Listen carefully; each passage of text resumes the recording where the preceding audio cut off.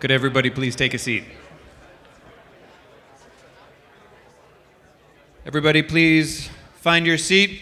We are going to keep this train running on schedule. We are thrilled to have another debate with similarly distinguished panelists.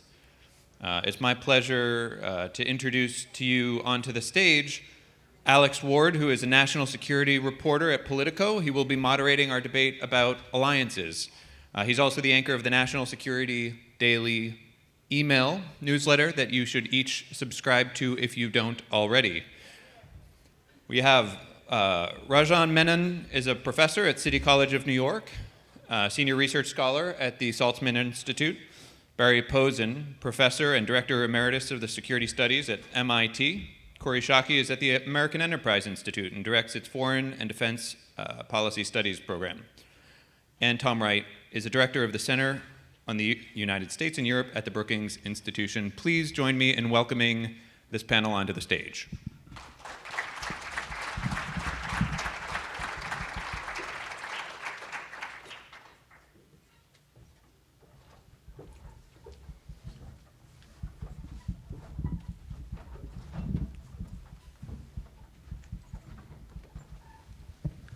I am taller than this mic. Okay. And there's big numbers. Look at that. How are y'all doing? We okay? It's like your first time out at an event in a while, right? Cool. We're already hopping. I can see. Good. But I appreciate you guys coming out and attending this event, because obviously it's a really big debate that we're going to have here, whether or not we have the right alliance structure for the future of American security. So here we've got a pretty illustrious panel here. I don't want to belabor the point because you'd rather listen to them than to me. So I'm going to start here with Barry and take it away for about 4-ish minutes, Barry. Good morning. Thanks for coming out. Thanks to the Koch Institute and Foundation for organizing all this. I'm going to start right in. I mean, everybody has expressed a lot of good wishes here already today, so I think we can move on to the serious business. I'm not sure who said it. Maybe it was Richard Nixon. At least I think maybe it was. It goes like this. We don't have interests because we have allies. We have allies because we have interests. Now, I argue that U.S. alliances are meant to serve U.S. strategic interests: safety, sovereignty, territorial integrity, and the power position the United States needs to defend these values. That's where our strategic interests come from. Alliances are meant to help us alleviate threats to those interests. They are agreements among sovereign states to pool their power, mainly their military power, to address shared threats. These are arrangements that involve very high risks for the U.S., high costs to prepare for war, and even higher costs to fight them. They are extremely serious matters.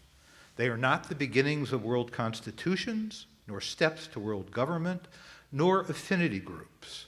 They are serious means to a serious end.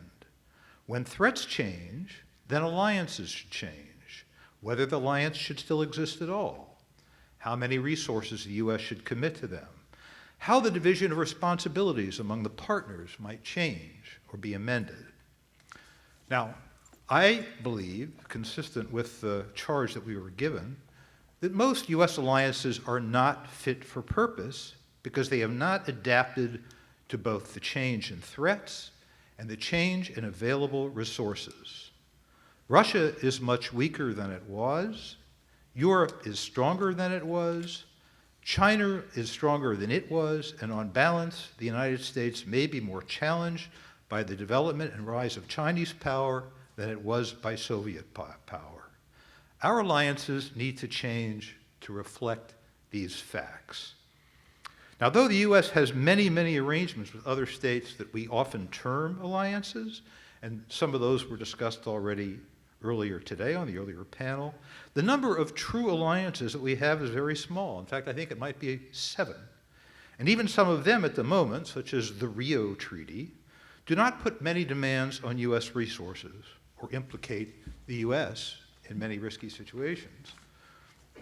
The major alliances that need to be reviewed to assess whether they are fit for purpose are NATO, the U.S.-Japan Security Treaty, the Treaty with the Republic of Korea, and ANZUS, especially the Australian part of it. It doesn't mean that the other things that we've come to call alliances don't need a review, but they're much harder to review precisely because they are informal alliances.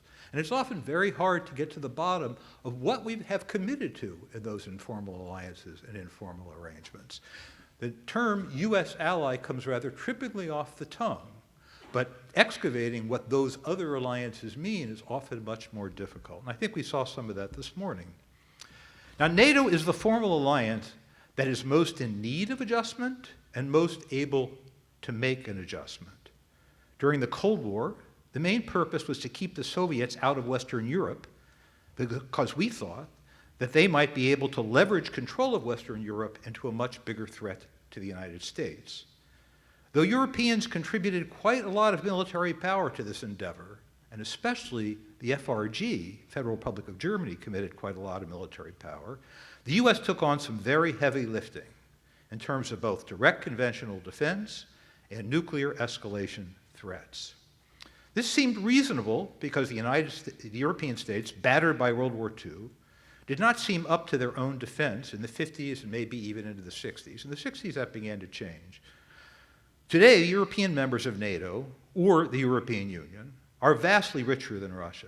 They outspend Russia on defense, and they outnumber the Russians by perhaps 3 to 1. Yet the US still carries a heavy nuclear and conventional burden in Europe.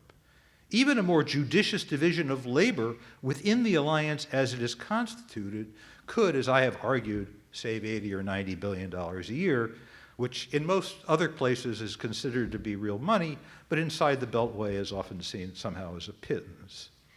But I would argue the US needs these resources, and we can be agnostic about where we need these resources. Some would argue we need them in the United States.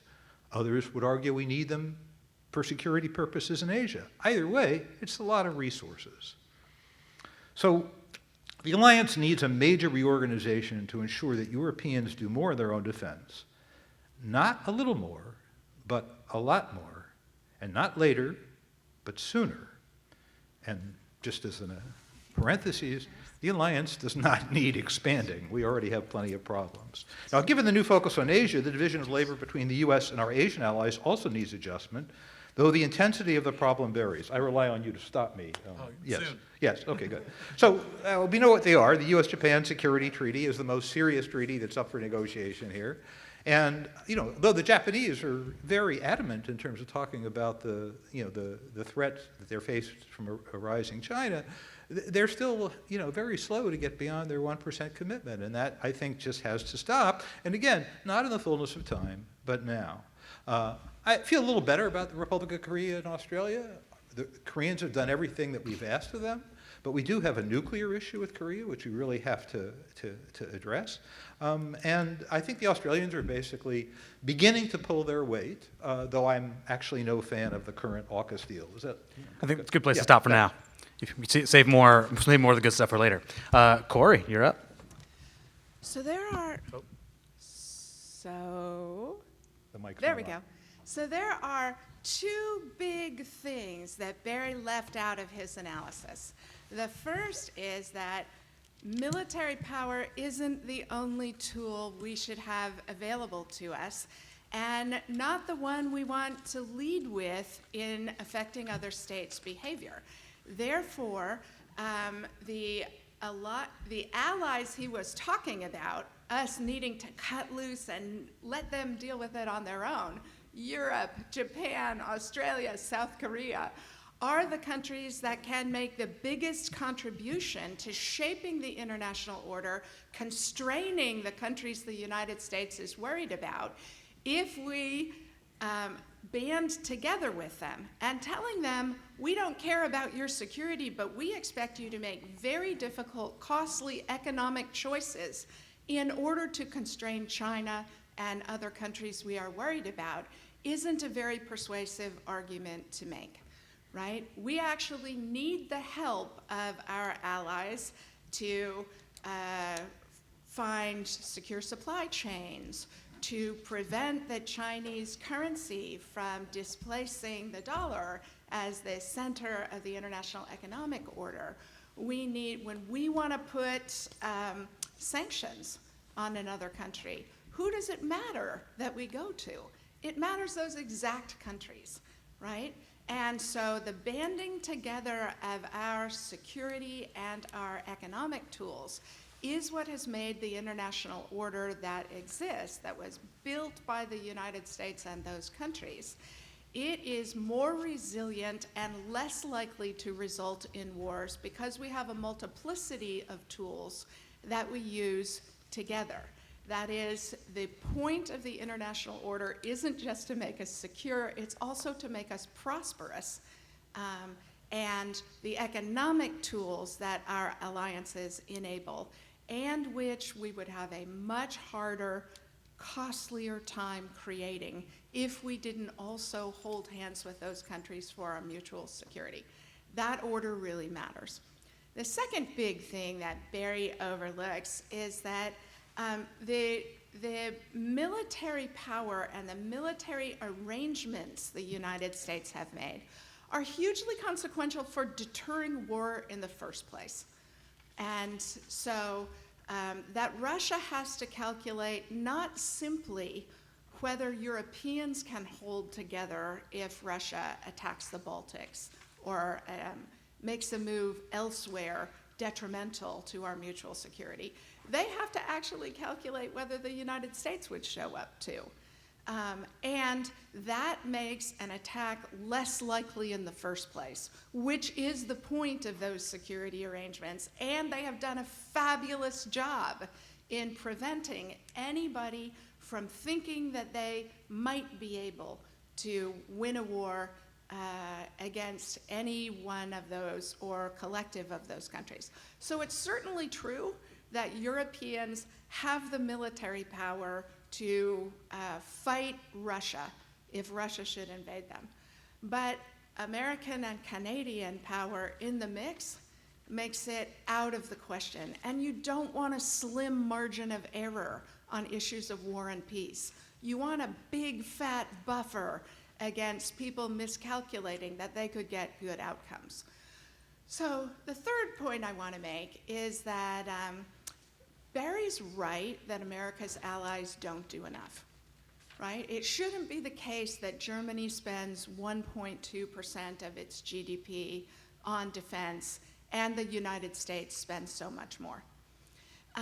But I think it also raises the question, we should also ask ourselves the question of whether any dominant power, a power as expansive in the international order as the United States, has ever had as much voluntary cooperation from other countries, as reliable cooperation among other countries as the United States has.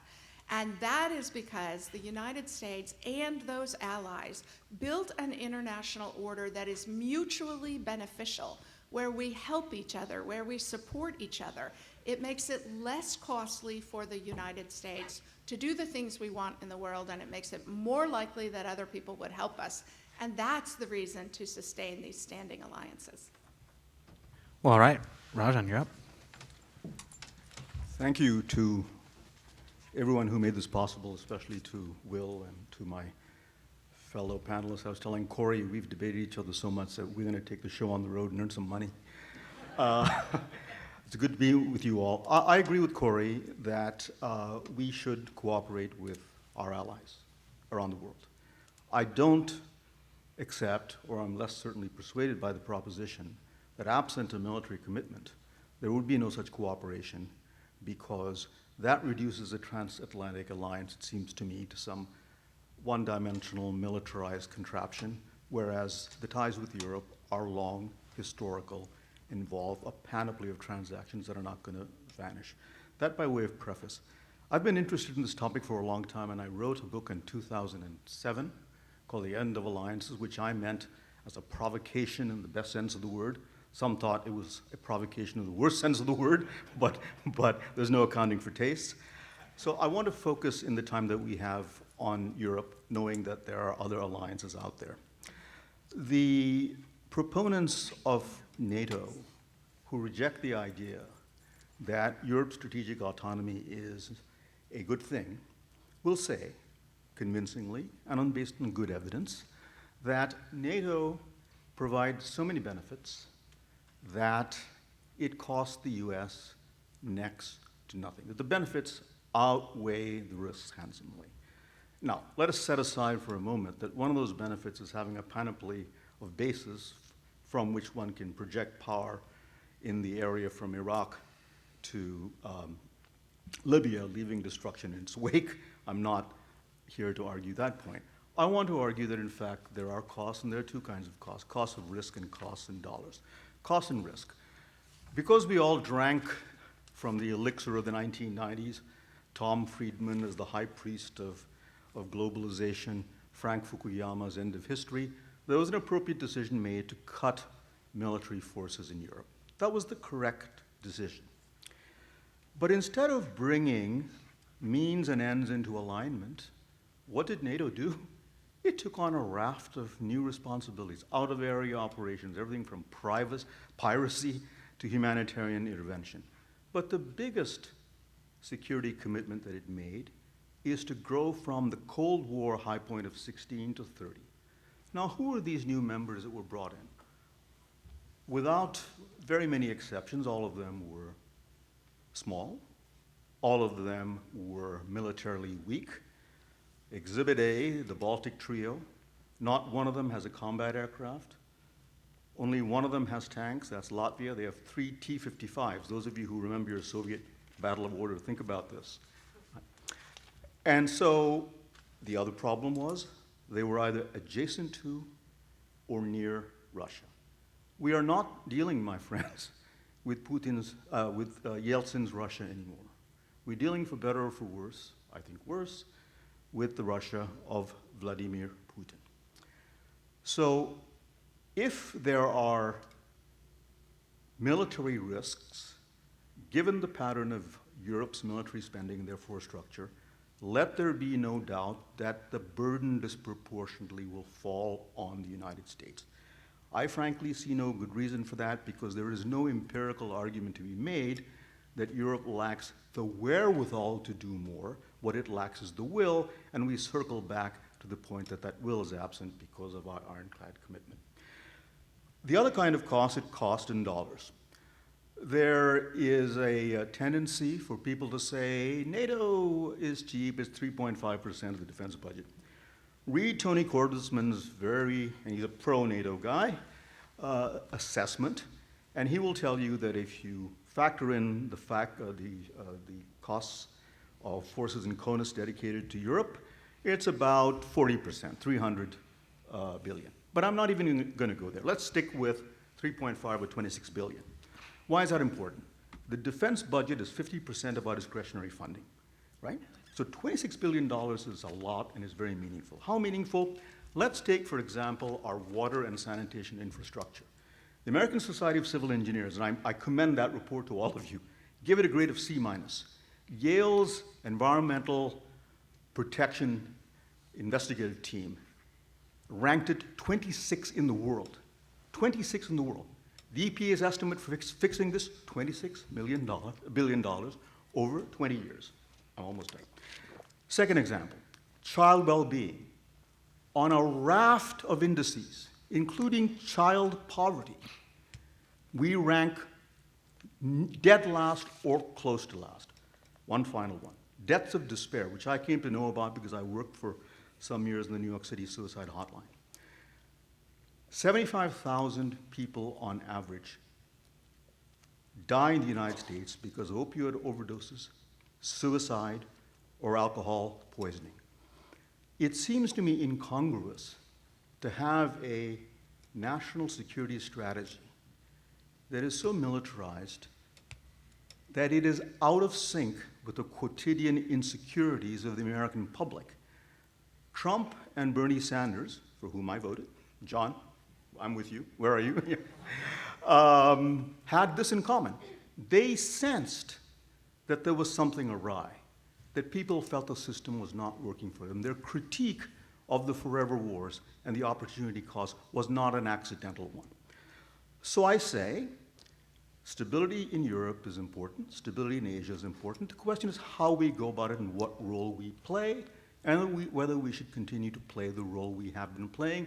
And I submit to you that the answer is no. Bat cleanup, Tom. Great, and thank you. And like everyone else, it's terrific to be at an in-person event and to be talking with everyone up here. So I'm just going to talk very briefly and sort of to play cleanup a little bit, on our side. But I just want to make a few points. The first, really, in answer to Barry's point and following on what Corey said, is I do think actually the United States has an interest, a strategic interest, in sort of centers of democracy and freedom in Asia and in Europe, right? Those are beneficial things. So those aren't sort of meaningless accomplishments. And as Corey said, it's hard to imagine how you would get the degree of cooperation that we currently get from key sort of democratic allies in Asia and in Europe if those security guarantees were to be withdrawn. For instance, if we want European countries to make decisions on 5G infrastructure or to cooperate in terms of becoming more resilient vis-a-vis China, or to work on some of the architecture, of the global economy, is that less likely or more likely if the US makes the NATO guarantee contingent, or pulls it completely, or rethinks it completely? And the same can be said in Asia. So I do think that we need to maybe not look at this through such a narrow military lens. And I think the restraint side, here is viewing it through a very narrow military lens, and particularly through the lens of defense spending, as opposed to the broader sort of array of cooperation, that we see in the strategic interest in actually seeing a successful Europe and a successful Asia. The second point is that I don't know if Corey and I didn't exactly prep this to have a unified line before, so I don't know if she will agree with this, but I suspect she will, which is that I don't think anyone on the international side, or whatever we call it, liberal international side, believes that alliances shouldn't change. Right? Alliances should change. They should change constantly, and I think at the moment, with the challenge from the rise of China and some of the issues that we see in Europe and the questions about where the US commitment is going to be, and what we saw after Afghanistan in terms of that division with NATO, changes are warranted. Europe should be more capable of acting independently when the US does not want to act in a security sense, right? So that may be Afghanistan, that could be the Balkans. I don't think it includes Russia, right? I think Russia is one of those areas where we will see a core ongoing US commitment. So that gets to the point of strategic autonomy. Now that's a fine sort of idea in theory, but anyone who's sort of looked at this will sort of tell you that for every French official who's super enthusiastic, there's like a dozen other officials from other governments who are deeply concerned, right? So the needle to be threaded is to how to encourage Europe to be more capable and to be more effective, while not sort of unraveling that core sort of US commitment. So it's the US plus Europe doing more. And that I think is a significant reform. There is a role for the EU to be played. There is a role for greater European independence. In Asia, I think that the old bilateral sort of hub and spoke model, and maybe the lack of reciprocity, is something that needs to be revisited in light of sort of the Chinese challenge to strategic order. And I'd love to hear from our restrainer sort of colleagues on this, because I do think, it's really striking how divided I think the restraint community is on China. Some, restrainers want to go all in and are basically big fans of the alliance system in Asia, and others are huge skeptics. But I think that division exists for a reason, right? That division, which wasn't really a factor maybe 5-10 years ago to the extent it is now, I think that exists for a reason. And it's because there is a division on the diagnosing the China challenge. But to me, there are reforms needed to the alliance system there. But that is not, again, an unraveling of the US commitment to Japan or to Korea or to Taiwan or to Australia, pulling back and making that sort of contingent on them doing much more. I believe that focusing on the very sort of narrow issues of defense spending and military assets is largely a distraction from the broader sort of set of reforms that we need to have put in place. And the final point I would just make is that I think as we look at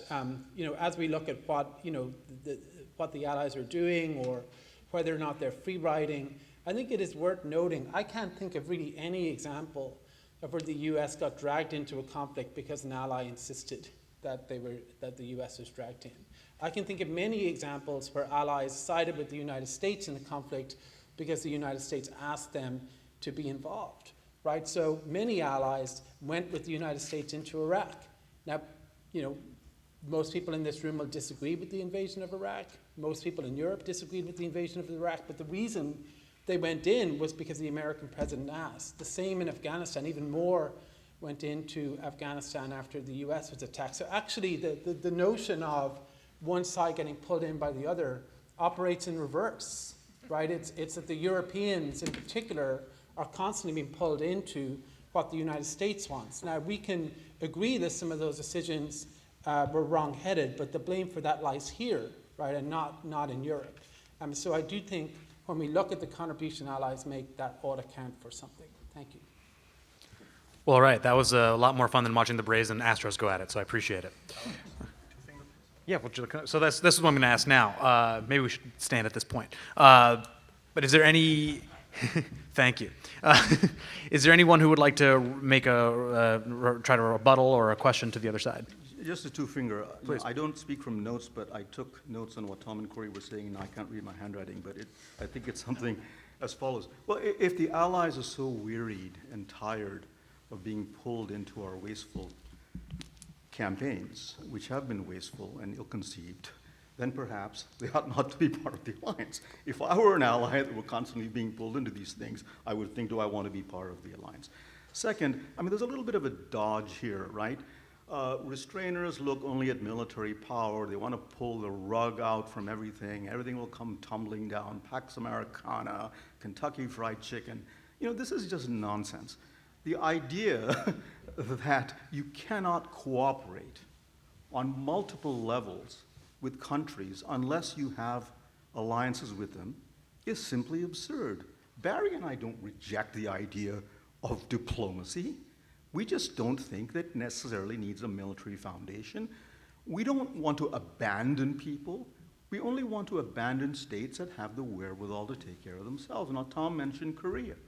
South Korea has a GDP 54 times that of North Korea.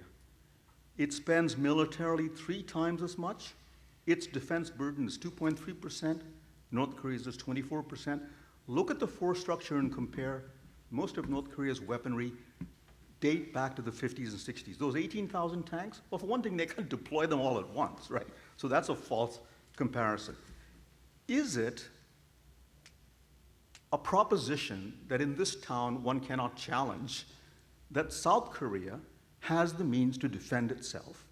And the more positions we have fixed on land, given the development of Chinese cruise and ballistic missiles, 100 about 10 years ago, 1,000 now, that we put ourselves at significant risk. Now, does that mean running away from the Pacific? Of course not.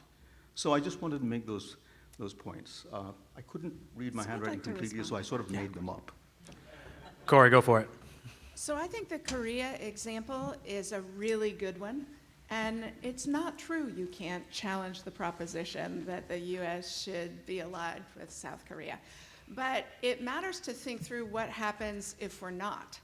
The most effective non-proliferation tool any country has had is a security guarantee from the United States. And if you don't have the U.S.-South Korean relationship, you will have a nuclear South Korea, which will increase the likelihood of war on the Korean Peninsula.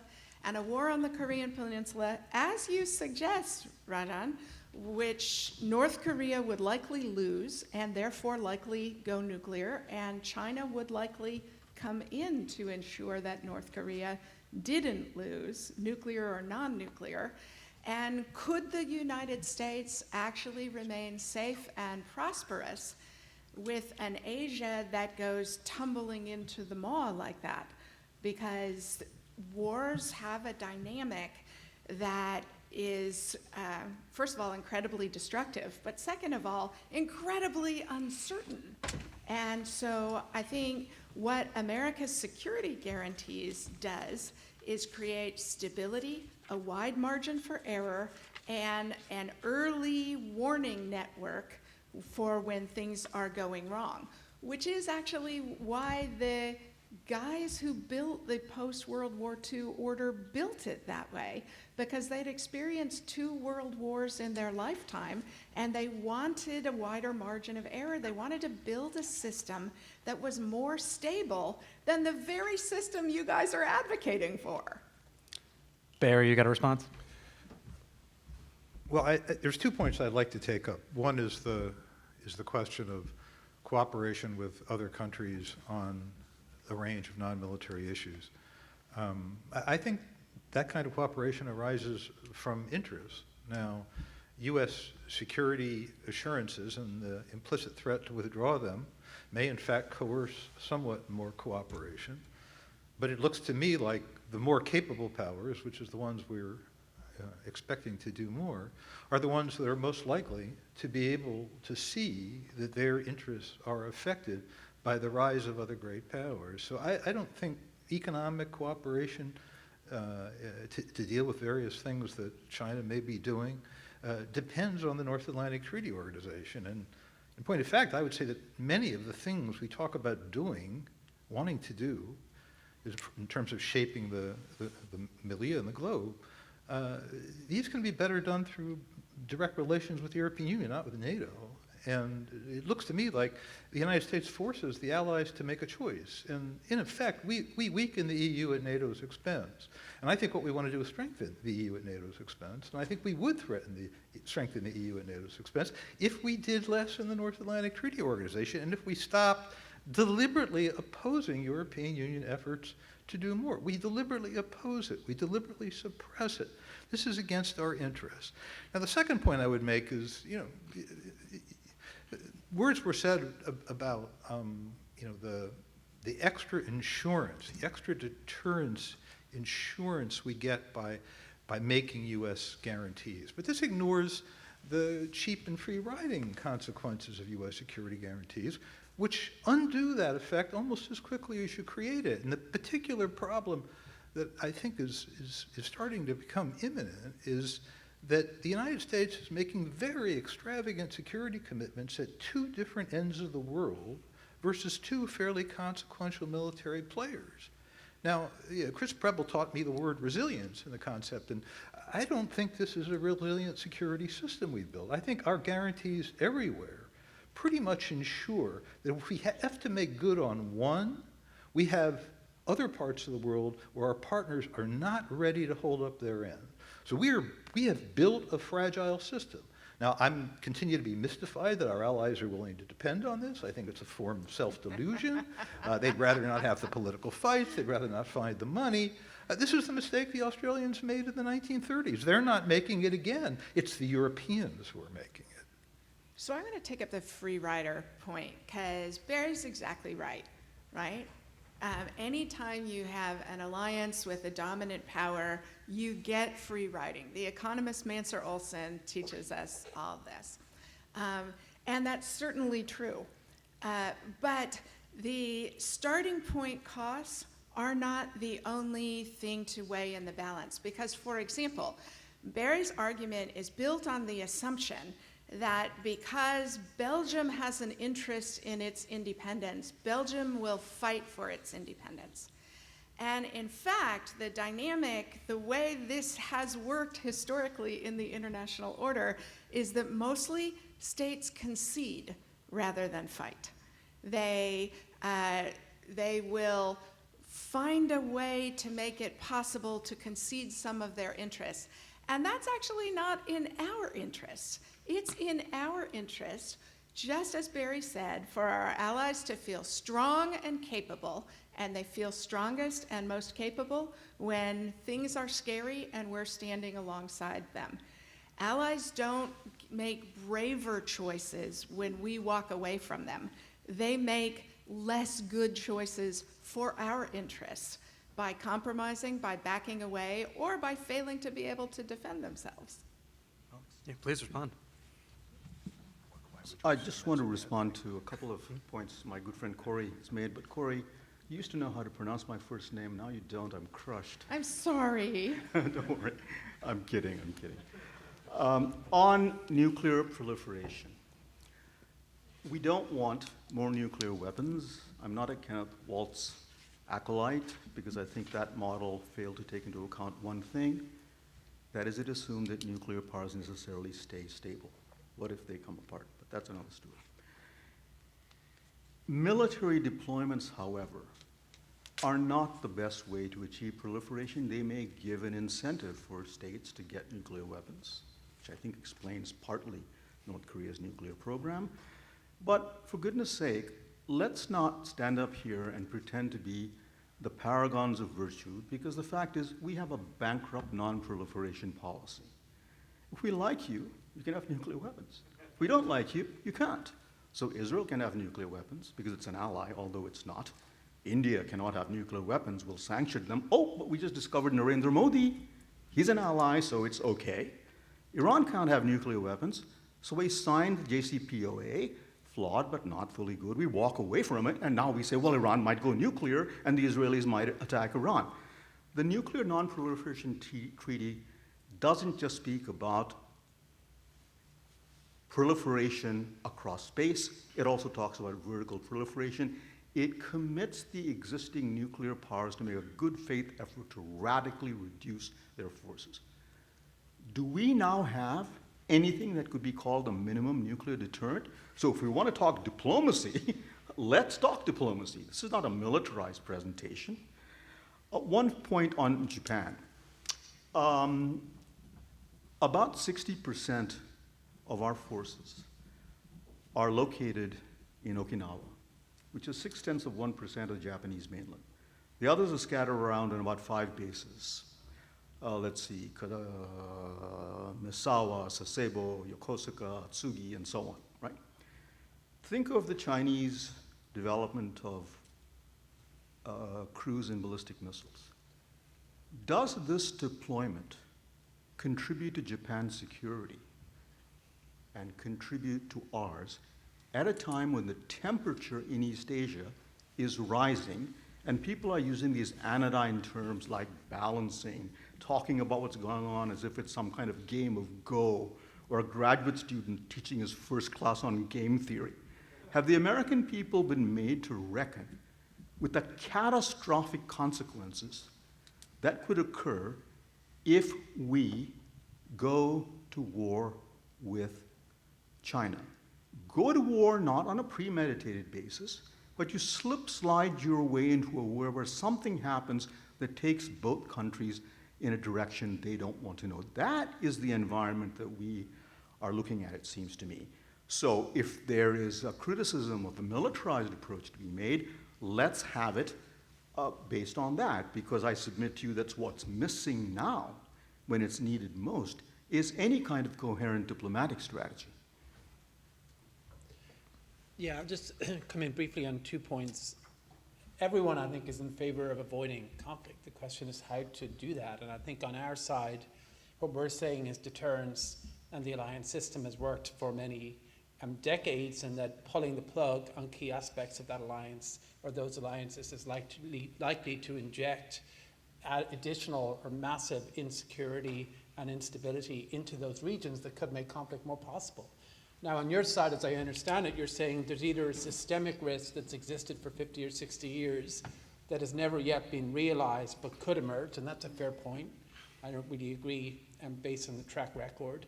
Or that the egregious nature of free riding is so bad that that outweighs any instability that will be injected. And I just don't sort of agree with that. But there's a second point I wanted to make too, which is something that sort of bothers me a little bit about the discussion and the debate more generally, which is the sense that, you know, on your side, I think you are sort of telling, you know, allies what their interests are and not actually looking at it at all from their perspective. And it is important, I think, in foreign policy and strategy to try to put yourself in the shoes of the other countries, right? And I can't think of any significant political faction in any of the allies that would basically agree with the proposition that the US should undo or unravel these alliances, right? And that includes, for instance, in Germany, the Green Party or the SPD. I mean, these are all strong supporters of the alliance. Now, if your comeback to that is, yes, well, they're benefiting massively from it.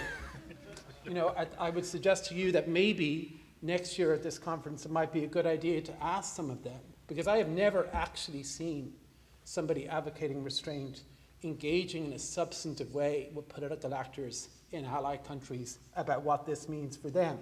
Now, when we put this point, usually the comeback is America has to do what's in its interests, and the interests of the allies are fundamentally incompatible with the interests of the US in this issue, so we just have to go ahead and do that. Okay, fine, that's a debate we can have, but let's not make a mistake in, misdiagnosing what that actually is, which is sort of an act of unilateralism, taken in a narrow sense of the national interest that doesn't actually have cooperation with allies, at heart. So I would say bring them in. Let's not just focus on the military aspect, and let's try to ensure, while mitigating risks, that we do continue to have the stability that these alliances have brought. Can I ask a question, Alex? Of course. I would love to know what you guys think China thinks about America's alliances. Does it make China more likely to fight any of those countries or less likely to fight any of those countries? Are we, can I get in on this? Yeah, no. So, first, Tom, I'm not surprised that you hear what you hear from Europeans. This is an enormously advantageous deal for them. Their national security establishments know it. They know how to talk to us, right? You can't judge what they would do under different circumstances by what they tell you to sustain the present circumstances. It's not credible, right? So I talk to these people all the time. I think I've developed a sense of what it is they're actually up to. Second, one of the things I think at some point we have to engage with, and it may be that the answer that I have is the wrong one, right? And that is that I see a world of scarcity. Scarcity of military resources, scarcity of financial resources, scarcity of diplomatic resources, scarcity of political attention, right? And scarcity gives the need for priority. And what I hear from those who defend the present system is that everything is a priority, right? And there's an implicit assumption that if we need more, we'll find more. If we need more resources, we will find more resources. And in World War III, I believe that's true if it turns out there's any time. But on a day-to-day basis in this country and in the world, as it exists today, it seems to me that we face a terrific amount of scarcity, right? And then, what does China think about our alliances? I think that they hate them and they love them, right? And it's because the Americans are in the odd position of defending our allies against China and China against our allies, right? Because absent the United States' presence in that part of the world, I would bet quite a sum of money that you will see a nuclear Japan, a nuclear Australia, and a nuclear South Korea, right? Now, the American assurances and the American role help prevent that. And I have to say that I can see pluses and minuses in having nuclear Japan, nuclear Australia, right? But the Chinese like not having these states being nuclearized on their periphery. I think they like it quite a lot, right? So I think that, their view on all this is really quite interesting. And if I had to figure out what they're really up to, I think they want us to defend these countries until we're too weak to defend them. And they're so accustomed to not defending themselves that they will do what you suggested earlier, small states the size of Belgium might do, which is bandwagon, right? Even though these are not small states the size of Belgium, they're much larger states, right? So this is a roundabout way of saying, I agree with the other side that it's a complicated world, but the complexities of the world do not lend themselves to the sustainment of the policies that we've had. You're welcome to respond, or I can start asking my own questions. Up to you. I will respond in answering whatever question you ask. All right, up to you. So I guess the question I have here, and I'm going to bring it to the 50,000-foot level for a moment. Your side keeps saying something along the lines of, we need these alliances in order to safeguard the international order. What is that? Like, I get a sense, I know sort of what it is, right? I think we all do get a sense of what it is, but why does that sort of nebulous concept that nebulous system matter more than tangible economics, matter more than tangible other factors? Why is that sort of the be-all, end-all? Because every argument at the end of the alliance argument ends up being, well, without this system, we do not have this liberal national order. Right. So I love that question. I think it's a really important one. And those of us who believe that the order keeps us safe and prosperous actually do a terrible job of answering that question. So if you look at when the order was constructed, right, the mid to late 1940s, early 1950s, the Americans who drove its construction originally thought you could just create international institutions like the UN, and that would be enough to keep the international order stable, to allow sovereignty to peoples, to create governments they support, and to have prosperity. And it wasn't. And so then you get economic assistance, you get the Marshall Plan, you get all sorts of the beginning of an international trading system to make mutual prosperity, and even that isn't enough. And so you get the construction of the security order, because the security arrangements underlie the cooperation and the prosperity that otherwise there's just too much uncertainty to be able to create on a long-term basis. So the reason, I mean, it matters that the United States is a guarantor, because that's what keeps the system stable, and the system keeps us both safe and prosperous at a much lower cost than having to claw back stability, peace, and prosperity in the way we had to twice in the 20th century. And sorry to do a Merriam-Webster impression, but what is the system? The system is a set of international relations that have security guarantees, rules that we agree everyone should abide by, and enforce against countries that don't abide by them. My favorite example of it is actually the UN Convention on the Law of the Sea, right, which the United States was a major force in the development of. We signed, along with, I don't know, 100 and some other countries. We enforce, and yet the Senate never ratified. So even where we are hesitant about our own participation, we want the order to function, and we enforce the rules of the road that make things predictable and safe, and especially make them predictable and safe for small and middle-sized powers, which couldn't change the rules or enforce the rules on their own, but can do it in cooperation with others. Alex, can I get a quick word in? Yeah, but can I ask you guys a question at the same, then you can But respond. don't make it a hard one. Well, I guess the question for you guys is, and this is, I've been asking people what I should ask both sides, and that was sort of theirs. The one for you guys is, it's kind of shocking that we haven't really been talking about democracy at all in this. Because there's a system of alliances, there's a system of democracies in total that are working together to counter non-democratic forces. That's the argument even the Biden administration makes, right? That this is about showing democracies can deliver, that there is sort of an existential fight against an autocratic uprising. And is the values portion of the alliance system not something that you guys need to wrestle with more? Because so far, everything we're hearing is, well, it's about resources, it's about other priorities, but I'm not hearing any sort of alternatives in terms of defending a value system that the U.S. holds dear. Right. So can I smuggle in what I wanted to say? Yeah, no, of course, very yeah. quickly? One of my intellectual heroes is Reinhold Niebuhr. The other one is my wife. Will you write her and tell her that I said that? Because she needs to hear it. I say Niebuhr because there's a certain lack of introspection that is going on here. We've succumbed, it seems to me, to some weird amalgam of solipsism with a dollop of the Middle Kingdom syndrome. We have to be everywhere doing everything, otherwise the whole system unravels. And we uphold this norm-based system. So let's look at this system very, very carefully. The Iraq War was not a preemptive war, it was a preventive war.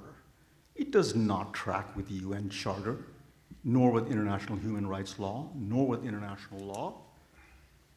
Torture violated the Convention on Torture, which we signed.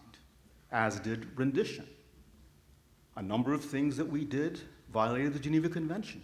We are, as we speak, violating the rules of GATT, not just us.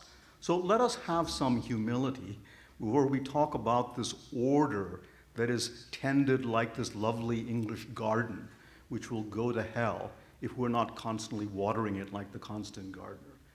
As for small countries, do they benefit from the United States? Absolutely. Let me add that there are a good number of them that are very leery of the United States because of what it's done to them in past history. One final point, Alex. I am not a NATO basher to quote. There was a time when NATO worked extraordinarily well. The American statesmen, and if there were stateswomen at the time, constructed along with NATO, the alliance with Japan, alliance with South Korea, international organizations that did exceedingly well. But you don't maintain something for the sake of maintaining it. You ask, have conditions changed? So that the points that Barry and I are making is the alliance succeeded supremely well. So therefore, change can be done in a sensible way without undue risk. We're not calling on pulling the rug out, abandonment, a militarized policy. On democracy, Alex, look, the literature on democracy is very, very complicated. And if we think we can deliver it through alliances, I'm not persuaded. On top of that, American alliances have included, since the beginning pretty much, all manner of authoritarians. Salazar's Portugal, the Greek colonels, the Turkish generals, the Pakistani generals, Suharto, Marcos, and so on. So I'm not a big believer in democracy being delivered through alliances. NATO expansion, has it delivered democracy? I don't think it could have, but what is happening in East Central Europe now, whatever you may think of Viktor Orban, I think that you have to ask yourself, is that democracy consolidation? So I don't create alliances to grow democracy. I create it because it is a commitment to send men and women to die. These are the spouses and the partners and the brothers and the mothers of real people, because we can look people in the eye and say there is an important reason to do it because they cannot. I don't think that abides anymore. Yeah, Can I say just to, something about liberal values? You asked us. I'll let him respond, but then if you don't Okay, mind. fine. So look, I guess I get how someone can be concerned about NATO throughout its existence. And I think, on the restraint side, Stephen Bertheim and others have written very eloquently about that. I disagree, but I get that. I find it really, really hard to understand, though, how one can think that NATO used to work incredibly well, and it used to be completely worth it, and now it's way too much of a risk. I mean, throughout the Cold War, the risk of nuclear Armageddon, major war over, Berlin and other, other regional issues, right, was much, much higher than it was today. And the US getting dragged into that very automatically was much, much higher. So by any metric, that risk and the cost benefit now is fundamentally more positive. So I really don't see, how you can sort of make that argument. The second point, just to build on Corey's about the international order, if you want to reduce it all, just reduce it all to Menon, right? Just put it all down to Northeast Asia, democratic Northeast Asia, democratic Western Europe, that those are sort of core interests of the US. Would your policy make the maintenance of a democratic Northeast Asia or East Asia and Europe more likely or less likely? I think we would say it makes it much less likely, right? Because you're injecting a massive degree of instability into those regions. And, God give me the confidence of both of you to know exactly how that will pan out, right? Because you both seem to be very certain that you know exactly how these countries will respond, even though they tell you they respond in a different way, and that we can manage that. Walk us through these instabilities. Tell us, what are these instabilities that could explode democracy in Japan or South Korea or India? Barry just told you. He just said these countries will go nuclear, which you said you think would be a very bad thing. Well, they're nuclear democracies. He says it would be a bad thing. I said it's a question, right? Okay. I can see reasons why nuclear Japan's a good idea. I can see reasons why nuclear South Korea is a good idea, right? In the spirit of having a discussion about where U.S. foreign policy should go, and you weren't here last night, but John Mearsheimer speaks rather eloquently of China's rise and how strong it will be. Well, containing China will be a lot easier if we nuclearize our allies than if we don't. And nuclearizing our allies will be a lot safer for us than if we try and deal with all the nuclear deterrence problems ourselves. Right, so I can think of a lot of good reasons why we might like to do this, and I think it'd be good for the Chinese to hear that there's a debate in the United States. It might cause them to think twice. Right? I think this homogeneity of the U.S. debate, I think in some sense, even our enemies kind of depend on it a little bit. But I want to get back to the liberal values question, because I think we really need to ask ourselves a question of whether the last, let's call it 20 or 30 years, because I think we should even include the period before the global war on terror, has it really been good for democracy in the United States? Is this militarized discussion of our mission in the world, has it been good for liberalism here? Has the massive growth of the intelligence surveillance state been good for democracy in the United States? To me, it has not, right? And others who have stronger views about the connection between foreign and domestic policy than even I do have pointed on this dais and also before to the way questions about how we conducted ourselves abroad seem to have affected politics at home. So, I still remember the title of Lippmann's book, U.S. Foreign Policy, Shield of the Republic. Shield of the Republic, right? So what's happened is the U.S. foreign policy has become the purpose of the Republic, right? And to me, this is the death of the Republic. So American foreign policy is a lot less militarized now than it was 20 years ago, 30 years ago, 40 years ago, 50 years ago.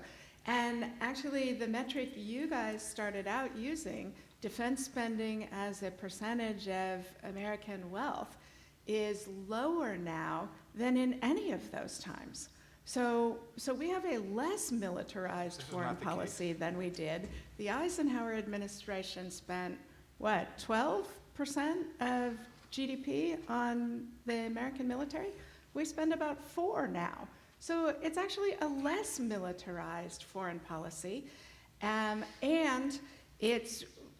we can make it less militarized because we have more cooperation from other countries to help manage the threats we are worried about and we want them to be worried about. And that's the value of a system of alliance relationships where security underpins prosperity. In the days of Eisenhower, if I'm not wrong, the American economy was somewhat smaller, so the percentages need to be adjusted. But it doesn't really matter. We still have what is the budget request for 2022? 700 billion, something like that. That's a powerful military machine. It also feeds into a whole system of lobbying and think tanks. It affects the way that press narrates conflicts. There's a pervasive, I wouldn't use the term militarization. It is true, I think, Corey, you're right, that it is a lot less military. I can see that point. But the entity, the means, are so substantial and still existing that we would be kidding ourselves, it seems to me, if we think that we couldn't resort to the kinds of policies we have pursued in the past to our detriment and much more to the detriment, I think, of others. Look at Libya today. Two governments, a renegade general, Al-Qaeda, ISIS, sex traffickers, narcotics traffickers, people drowning by the thousands because they are trying to cross the Mediterranean in makeshift boats. If that is success in humanitarian intervention, give me chaos anytime. We're winding down here. I would love to keep having the fight going because it's been fun to be in the middle of it, believe me. But why don't I ask a quick one-word answer question to each of you and see if there's, I know we're not looking for super common ground here, but I want to see if there's at least some concession on either side. So to this side, are there any places you can see where the U.S. could scale down or vastly change its current alliance system? I think we agree on greater capability for Europe, and we probably agree on greater reciprocity in Asia. So I think there is definitely some common ground there. I also think we agree there's insufficient prioritization and that the emergent threats need to drive greater and lesser effort in different alliance relationships. And to this side, has the U.S. alliance system provided America some pretty decent wins that we should try to maintain?